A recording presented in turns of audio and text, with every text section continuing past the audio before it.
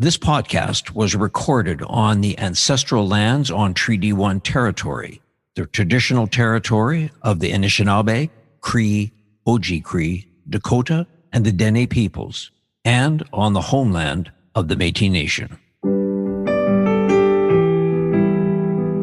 This is Humans on Rights, a podcast advocating for the education of human rights. Here's your host, Stuart Murray. What do a former heroin addict and a manager of the big yellow tin can public washroom on Main Street have in common? Well, they are one and the same. And that is my guest today, Jacob Kaufman. Jacob, welcome to Humans on Rights. Hi, thank you for having me. So, Jacob, let's talk a little bit about what you're doing today. I know that you are managing the public washroom, which is located near Thunderbird House.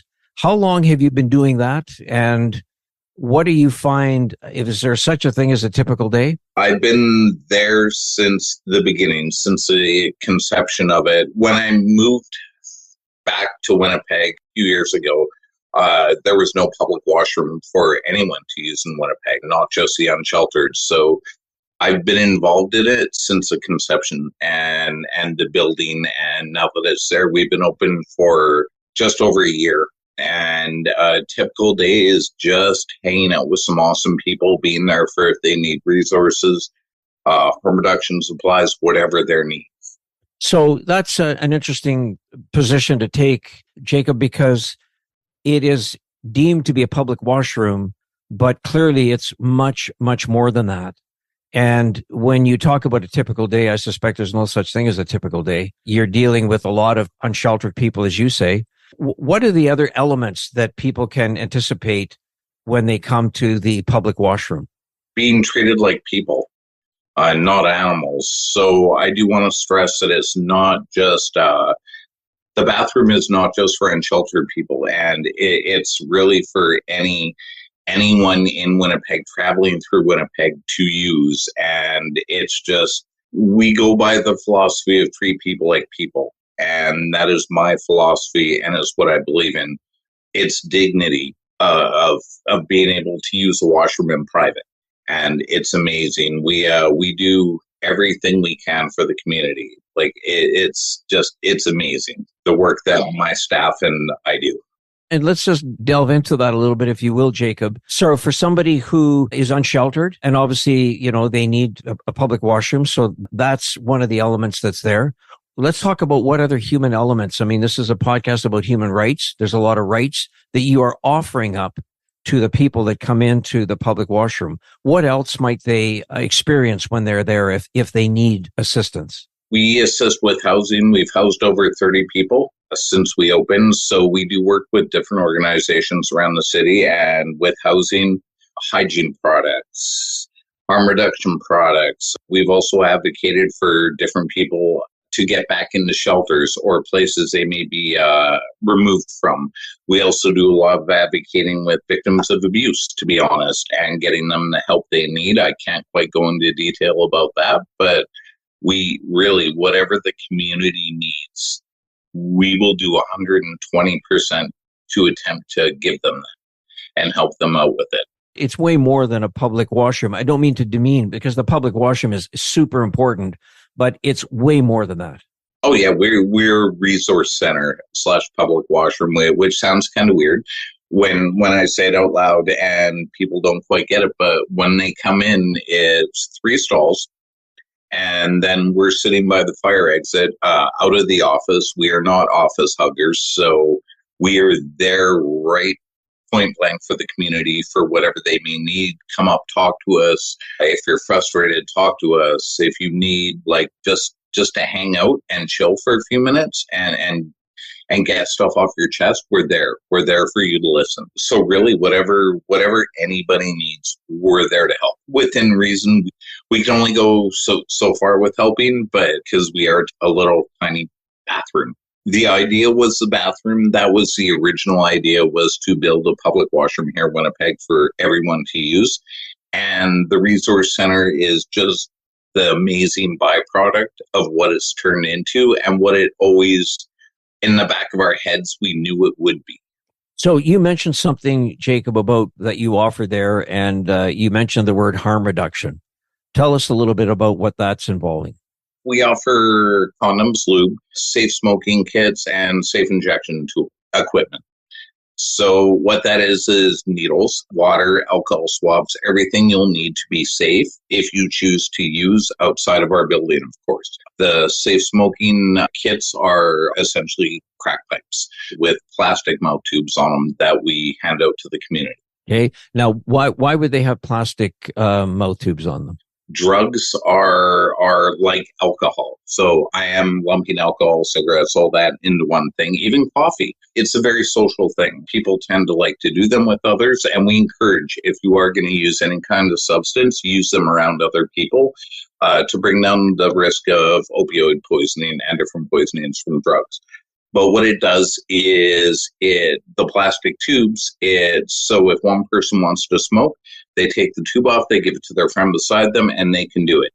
And along with the needles and other equipment that we hand out, it actually brings down the rate of AIDS, HIV, hepatitis, just horrible things that tend to ravage different communities and different people.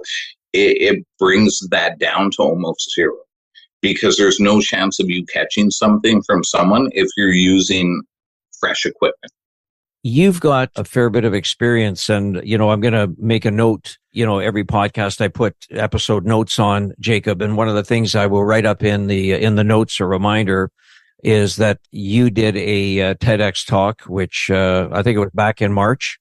It was, I'm going to encourage everybody to have a listen, because you talk about your upbringing, your life story, and how you turned yourself around to do the kinds of things that you're doing today. In that TEDx talk, you talked about the fact that Winnipeg saved your life. How so? Well, when I came here in 2000, I knew nobody. I had nothing. It was the middle of winter, and the people, the community in Winnipeg took me in. And they allowed me to figure out what I need to do for success and to get off heroin. And it's just, I love the city. I love the people. I love the community. I love the culture. Everything about Winnipeg is amazing. A lot of people tend to get down on it, but for me, I can't picture anywhere else being home. Just through the connections I've made through working and meeting new people, it saved me. It helped me figure out what I need to do. Well, how did you go from heroin addict to being clean? Oh boy, I've tried for years to get off heroin and the other stuff that I was doing, and it wasn't working because back then it was all AA, NA based programs, and I'm not disrespecting those programs, but they never worked for me. It just, something about it didn't click in with me. Here in Winnipeg, I figured out that if I want to get off heroin, I'm just not going to do heroin to it.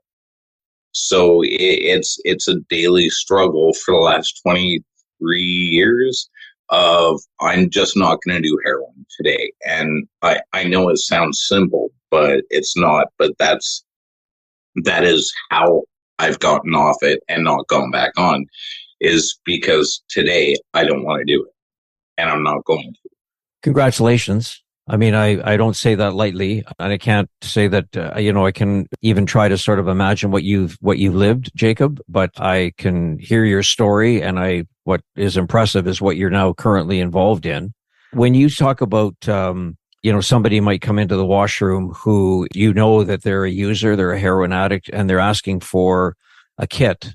How do you deal with that individual? What sort of advice, if any, do you feel that you need to give them, understanding that you are a former user?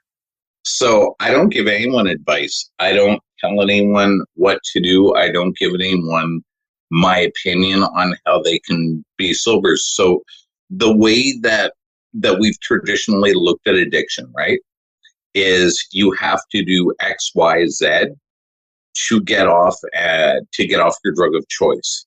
And it's always been so stringent. You have to, interventions. You have to go cold turkey. Like, that works for some people. You have to go to meetings, but it doesn't work for everyone.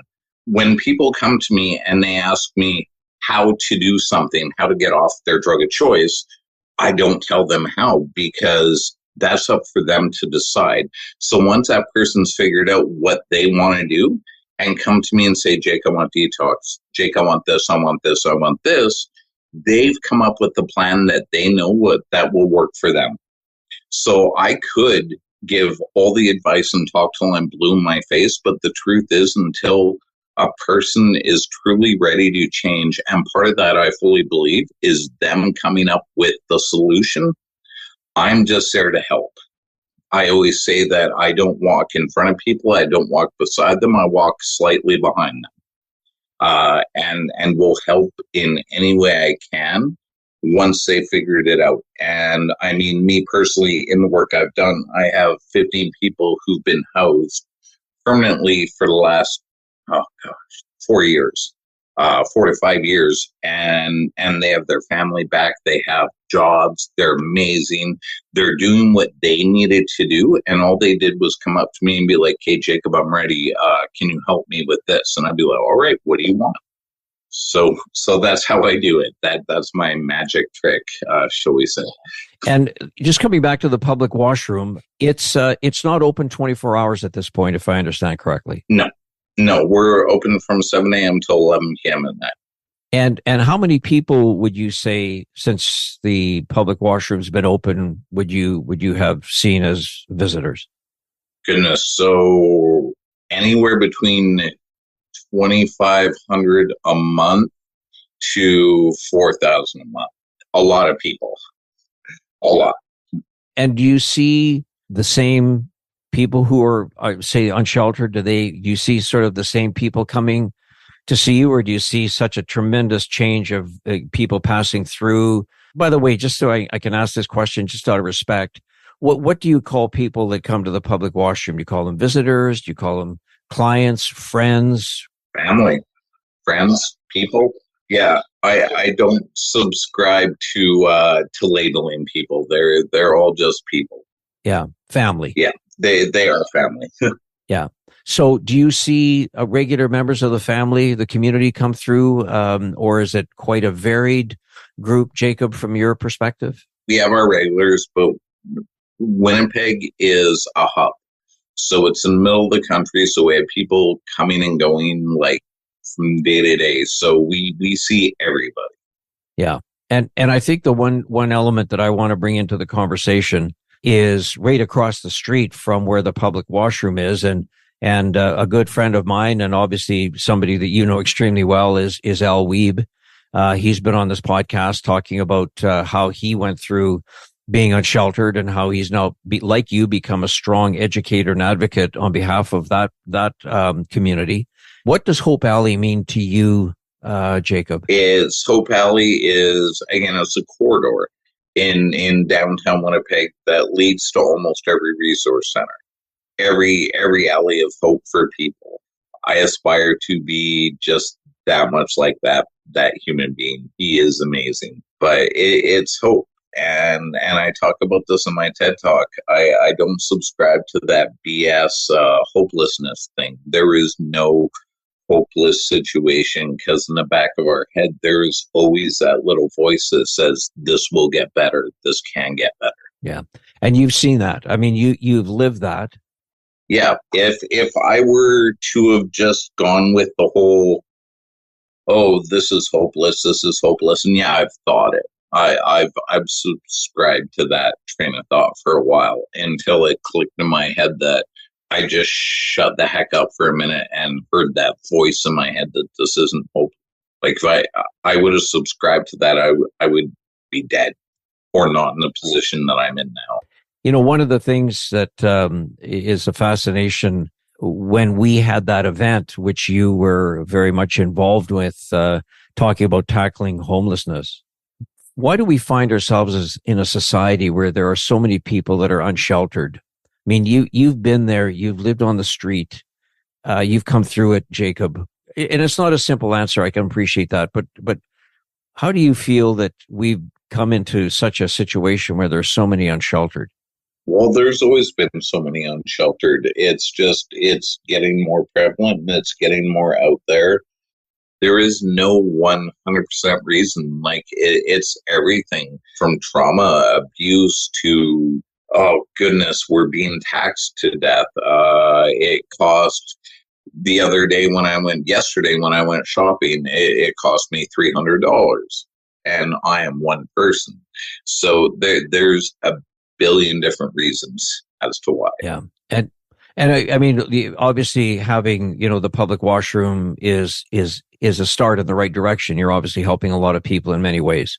We try, we try.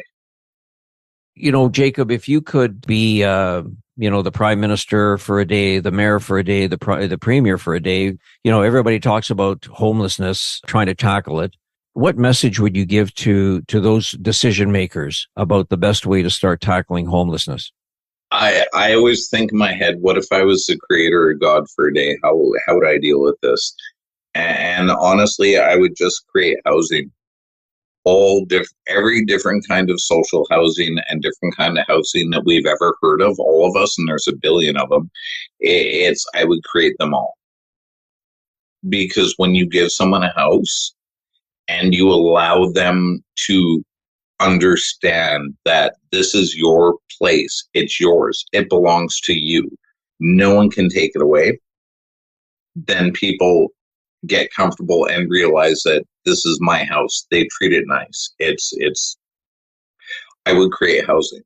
On this podcast, I had Melissa Stone, who oversees a small village of homes behind Thunderbird House. Astum Apuinikanak, I think is the proper name.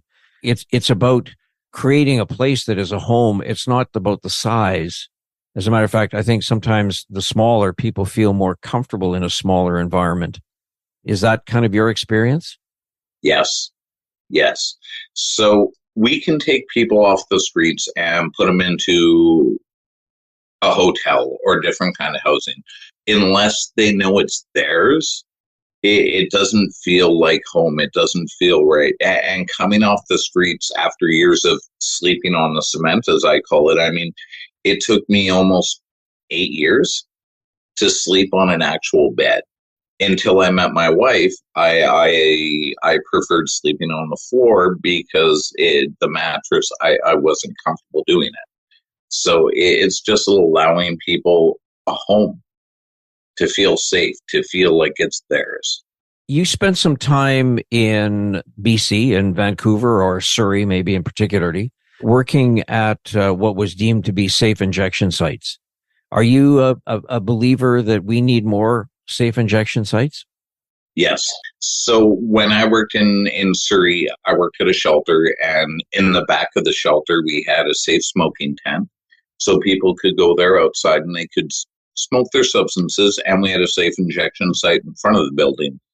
And the fact is that safe places to use drugs that people choose to use, number one, it provides them with life safety help.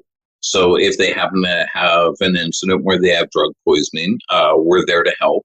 It also massively brings down the rate of AIDS, HIV, hepatitis, and other communicable diseases, which is massive. Quick story, when Vancouver had the Olympics a few years back, every time you have the Olympics in a country, the WHO, the World Health Organization, has to come down and do an audit.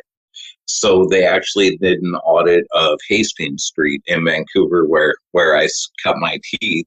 And in a 9-block radius, it had a higher rate of AIDS, HIV, and hepatitis than most small countries in developing nations. A higher rate. And this is Canada.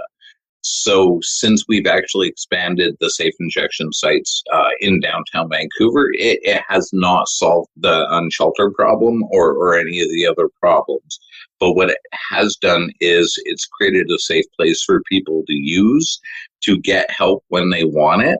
And yeah, it is incredible. What do you say, Jacob, to the notion when the conversation around safe injection sites becomes part of a public conversation, that there would be those that would sort of advocate and say, well, no, that's just going to create more drug users. I mean, that's what that's going to do. It's not going to help. It's going to create a bigger problem because more people will want to use drugs there. No, the fact is that people are using drugs everywhere. So I cannot go into names. I will say that when the safe smoking site opened, when the safe injection site would open that I worked at previously, we would see a large amount of people with very surprising jobs come in, do their drugs, and then go to work. And by work, I mean the CFL. That's all I can say. I won't ask any more, but just to be clear, what you're saying is that people that would come in that are users, you're giving them a safe place to use. These are professional athletes, business people, lawyers, doctors, educators, you name it. People use drugs, and I'm cool with that. All I want to do is make sure people are safe when they use it, because unfortunately, until we get a safe supply of drugs, people are going to still OD and have drug poisoning. I hope that answers your question.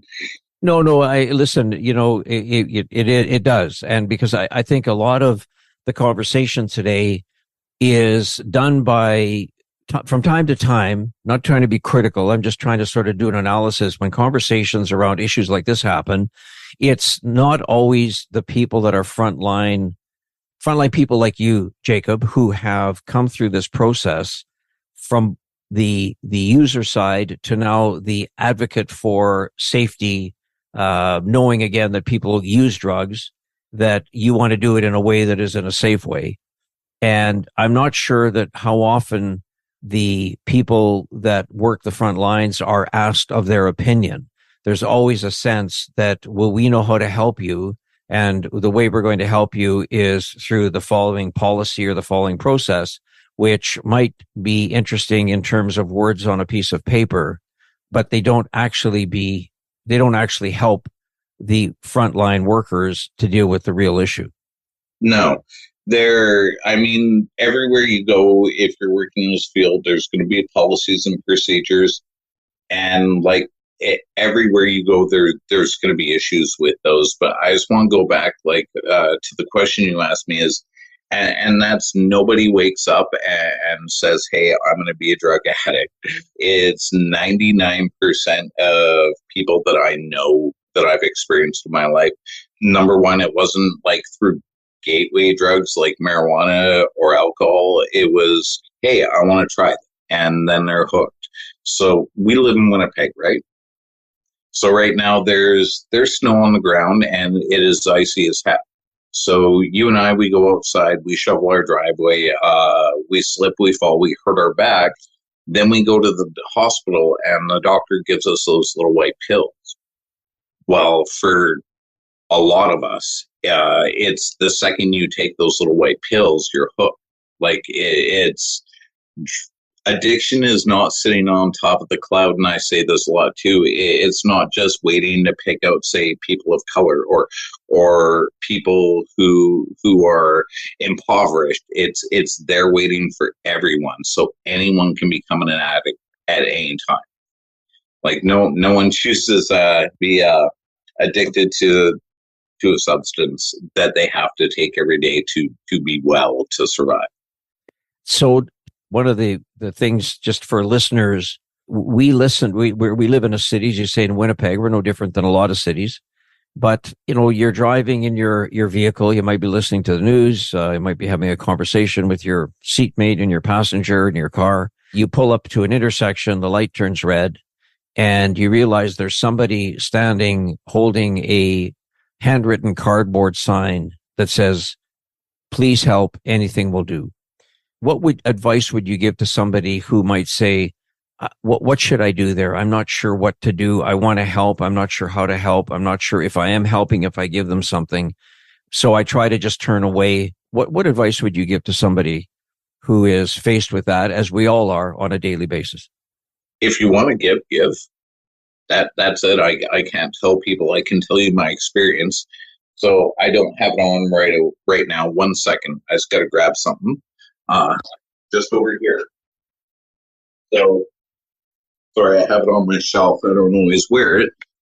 So I have a nice little watch here, not too fancy, $300 that I went and spent on it.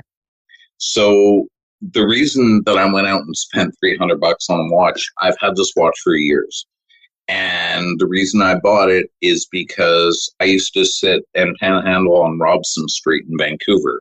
That's where all the movie stars, all the like $5,000 for a t-shirt stores are. And I would sit there all day and I would simply ask, do you know what time it is?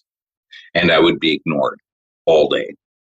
So I bought that because to help with that crappy memory. So talk to people. Just say hi. Give what you can if you want to. If you're not comfortable giving money, give an apple, give some kind of food, but just say hi. Just say hi. Don't ignore people. We raise our kids to be good. We raise our kids to be nice to people and talk to people and not ignore people. But as adults, we tend to forget that, which is a huge thing about growing up. So if you're comfortable, say, give what you can. If you don't want to and you're dead against it, then don't.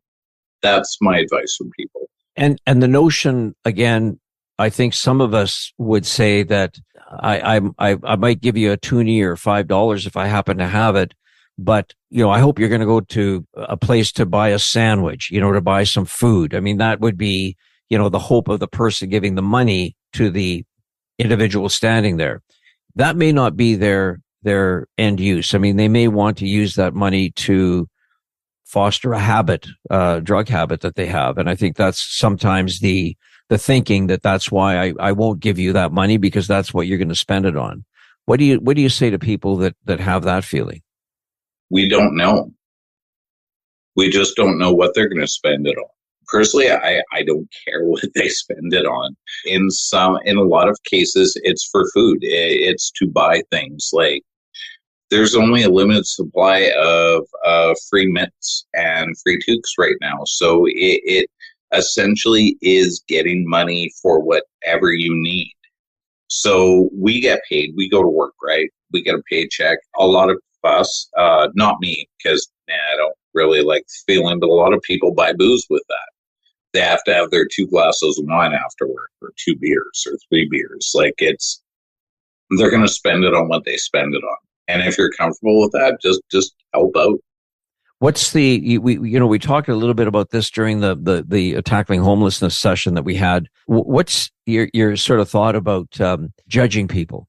We had a conversation about the fact that there's a lot of just natural human instinct that you see somebody and you judge them.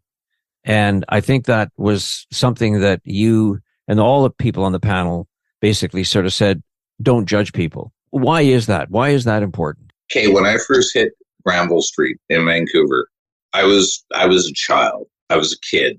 I weighed like 90 pounds soaking wet.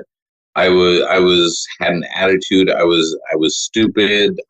These people, the homeless people, the unsheltered people down there, people's first impressions was, oh, you're a young kid. They're going to pimp you out. They're going to sell you. They're going to beat you. They're going to use you. They're going to throw you away. They're going to do all these horrible things. They took me in. They showed me actual love. Discipline was part of it. I needed to be disciplined in order to survive. So these people that everyone would think XYZ would happen, no, they were just like, come here, what's your story? Where are you from? Holy crap, you were put into this foster home where they did XYZ to you, performed exorcisms on you, beat you daily.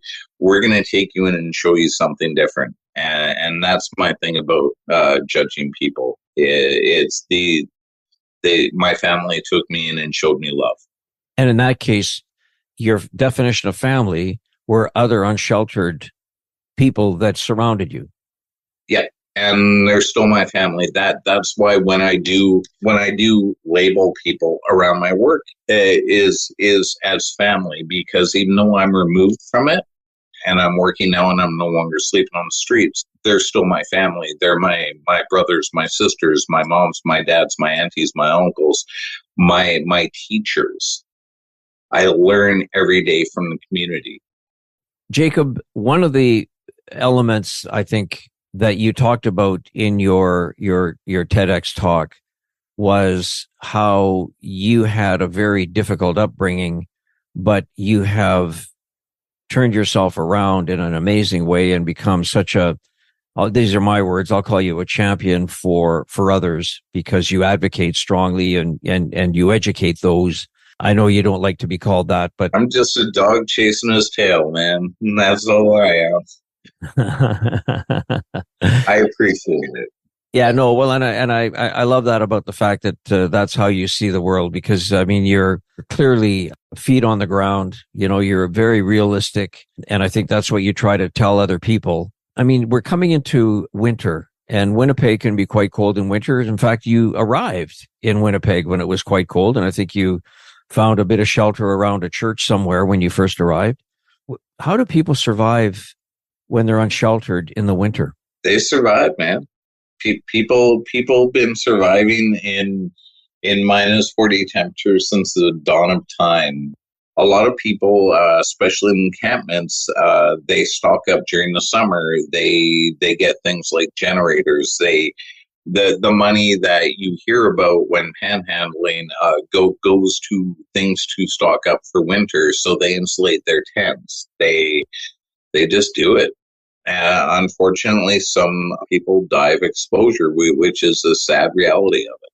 And that is one of the, the elements when you have, and you and Al, and I was invited to attend the ceremony you had at Hope Alley, where you really list the names of people who have passed away in this year for a number of reasons. Some of them be because of freezing to death. Others would be from sickness and etc. But that is quite a powerful ceremony, Jacob, that you and Al and others have. Just talk a little bit about what it means to you to be surrounded by that community, that family, and reading some of the names of your family, your extended family, who have passed away in this calendar year. It's heart-wrenching. It's amazing, but mainly heart-wrenching, because 99% of the people who pass away for whatever reason living unsheltered shouldn't have. There's just different things that I don't want to get into that could have prevented a lot of those deaths. We have to remember the people that passed before, that passed. Like that, it's their names have to be remembered. Their names had to be said out loud, and they have to be remembered. And that comes kind of full circle to what you've been saying about how we treat humans as human beings. I mean, without judging them. Everybody's a human being. Everybody has a right to be here. There's existing. Some people have a number of issues that they're struggling with, they're trying to deal with. They're looking for help. And I think you, Jacob Kaufman, are the right person for those people to seek advice from, because of what you have been able to do with your life. Well, I appreciate your high praise. Thank you. Well, it's not high praise. It's a fact. I mean, a lot of people, would not have survived as you have. I mean, you made it your life to survive. And now that you're on the other side, you're helping people, you're advocating, as you are on this podcast. But every day that you do that, when community comes to use the public washroom, for example, it's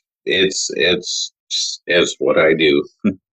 It really is. It's an honor to give back to the people that took me in when no one else would, and to teach me and help me grow and give me amazing life lessons. Yeah. So Jacob, one of the questions I'd just love to get your thoughts on, if somebody is listening to this podcast and is hearing some of the challenges that we have dealing with unsheltered, dealing with people who have an addiction, all sorts of things, people who are struggling to try to be a better person of who they are. And I'm not even sure if that's the right way to explain it, but what I would like to get from you is, if somebody said, how can I help? How can I make a difference? How can I get involved to either be an advocate, or how can I help those who are looking for assistance but don't know what to do? I mean, donations are always great to whatever organization that you choose. It will go back to the people. So donation is great, and just educate yourself and realize that, like, they're not just the people, especially the unsheltered people. Like, they're not throwaways. They're people, should be treated like it. Like, we all have people in our lives, every one of us, who suffer from addiction. We don't like to talk about it or call the people out on it or acknowledge their existence, but they're suffering. Like, talk to them. Treat people like people. That's fantastic. Jacob Kaufman, it is always great to spend a bit of time with you. It's great to start to get to know you better. And I look forward to more conversations with you. I look forward to being the audience when you're talking about your experience. If I were to give you just kind of the last word in this Humans on Rights podcast, that was really to talk about, the issues that we need to have more conversation about with respect to the rights of human beings, what word would you use, or what comments or paragraph or whatever you want to say that you would like to leave people as we say goodbye on this podcast? Number one, treat people like people. And I'm going to loosely quote the end of my TED Talk here, if I can remember it. That guy you see on the side of the street drinking mouthwash, be kind to him. That lady you see screaming at the sky and talking to themselves and throwing stuff around, just talk to them. Talk to them. Treat them like people. That nasty little kid that's 90 pounds soaking wet, who is doing unspeakable things for money on the corner, getting exploited. Just realize that, like, 20, 30 years from now, 10 years, 5 years, it doesn't matter how many years, these are the people that could be teaching your kids. It could be your doctor. It could be your doctor's assistant. It could be, look what I've done. It could be a person doing a podcast with you right now in 23 years. Just treat people like people. Don't look at what they're doing. Don't go into things with horse blinders on. Look at the whole picture of what they could be, the potential in it.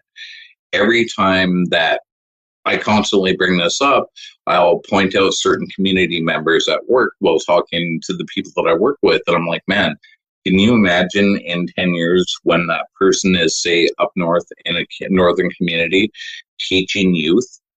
Like, it's everyone has this potential in them, and just don't think they don't. That's it.